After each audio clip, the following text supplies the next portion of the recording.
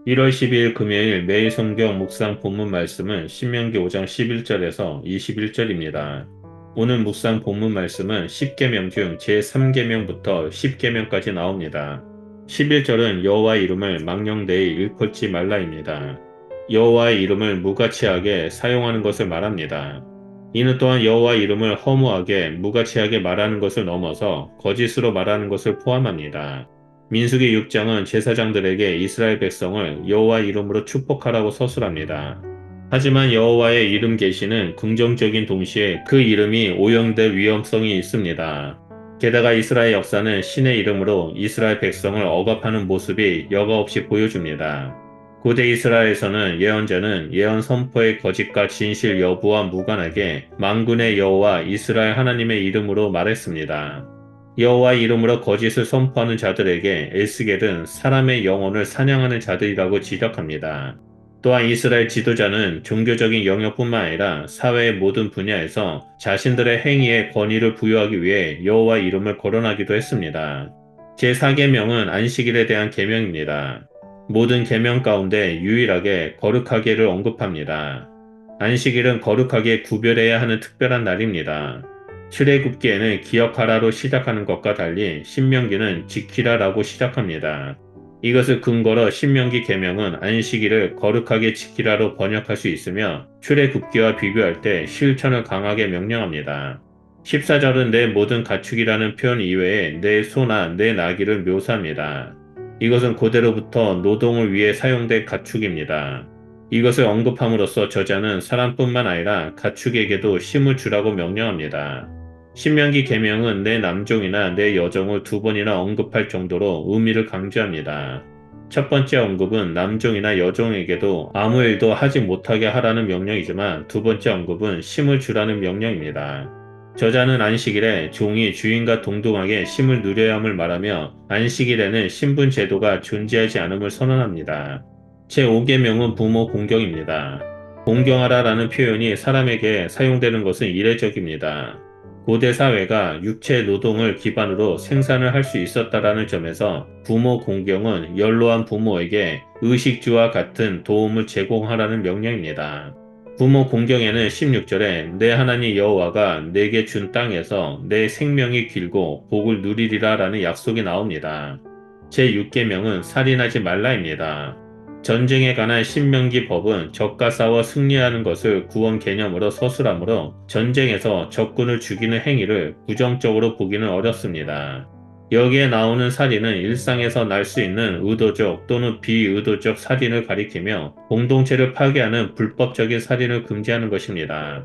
본문은 살해의 의도성 판단을 언급하지 않고 살해를 무조건 금지하며 이후에 비의도적인 살해자를 어떻게 보호할 것인가라는 질문은 도피성 법과 연결됩니다. 구약 성경에서 살해 금지는 사람이 하나님의 형상으로 창조되었다는 것을 기반으로 합니다. 제7계명은 간음하지 말라입니다. 고대 이스라엘 사회는 일부 다처제였으므로 오늘날 일부 일처제라는 개념을 토대로 간음 금지를 풀이해서는 안 됩니다. 신명기 법이 서술하는 간음은 여성이 결혼 또는 약혼 상태에서 다른 사람과 동침하는 경우에 성립되기 때문입니다. 따라서 간음 금지는 이미 형성된 가정을 파괴하는 행위를 금지하는 것입니다. 왜냐하면 가정은 국가를 형성하는 토대이기 때문입니다. 제8계명은 도둑질하지 말라입니다. 이것은 타인의 소유를 훔치는 것과 사람을 납치 또는 유인하는 것도 포함합니다. 물건을 도둑질할 경우에는 2배에서 5배의 배상을 명시하지만 사람을 도둑질하는 행위는 무조건 사형을 선언합니다. 사람을 도둑질하는 행위는 가정을 파괴하는 것이며 사람을 도둑질하여 종으로 파는 행위는 하나님의 형상을 파괴하는 범죄로 간주되었습니다. 제9계명은 거짓 증거 금지입니다. 증거는 재판 상황에서 진행되는 법적 증언을 가리키는 것이므로 거짓 증언으로 인해 무죄한 자를 위험에 빠뜨리는 행위를 금지합니다. 거짓 증거를 방지하기 위해 신명기 법은 재판할 때 두 증인의 입으로나 또는 세 증인의 말을 들어야 한다라고 규정합니다. 이것은 숫자를 의미하는 것이기도 하지만 더 나아가 상반된 견해를 들어야 한다는 규정으로 이해됩니다. 제10계명은 탐심하지 말라입니다. 출애굽기는 내 이웃의 집을 탐내지 말라, 내 이웃의 아내라는 순서를 기술하지만 신명기는 내 이웃의 아내에 대한 금지로 시작합니다. 따라서 신명기는 10계명이라는 점에서 출애굽기와 동일하지만 세부 규정에서 차이를 보입니다. 하나님에 대한 3개의 계명과 이웃을 향한 6개의 계명 중간에 넷째 계명인 안식이 있습니다. 이 안식은 하나님과 이웃의 관계를 모두 포괄합니다. 안식일을 지키는 것이 하나님을 사랑하는 것이 되고 이웃을 사랑하는 것도 됩니다. 안식해야 사랑할 수 있다는 말도 됩니다. 안식이 창조와 구속의 최종 목표이기도 합니다. 결국 하나님의 나라는 안식의 나라요, 구속은 안식의 사람을 창조하는 것입니다. 안식할 때 우리는 하나님이 되려고 하지 않고 다른 이웃들 위해 군림하려고 하지 않습니다.